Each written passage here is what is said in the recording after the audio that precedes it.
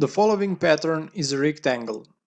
Comparing the rules of the patterns, this pattern is the most similar to symmetrical triangle pattern. It consists of two horizontal lines. Top line is the line of resistance and consists at least two peaks at approximately the same level. The bottom line is the support line and is formed from at least two bottoms that are at approximately at the same level.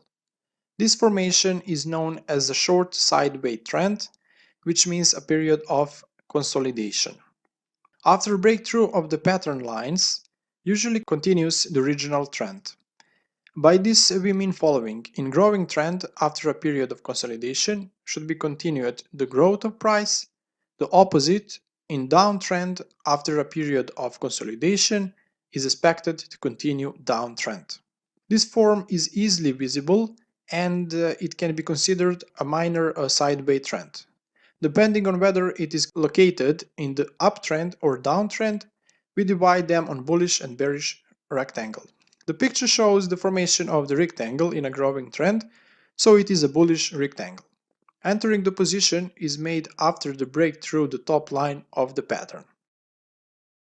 Price also breaks through the levels of the previous two peaks or points 2 and 4. As shown in the graph, the price is after a break made a small return, tested top line of the pattern and continue the original trend. Stop loss is set below the bottom line of the pattern or below the point 5. Expected target is marked with a vertical red line and represent the height of pattern. The following example is a bearish rectangle. It consists of two tops and two bottoms that are at the same levels. Entering into the position should be made after breakthrough the bottom line of the pattern, while the stop loss is set several pips above the top line of the pattern. This level is indicated by the black line.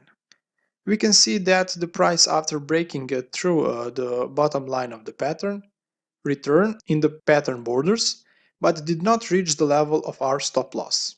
Then the price continued to move in the desired direction and reached the level of our target, which is the height of pattern.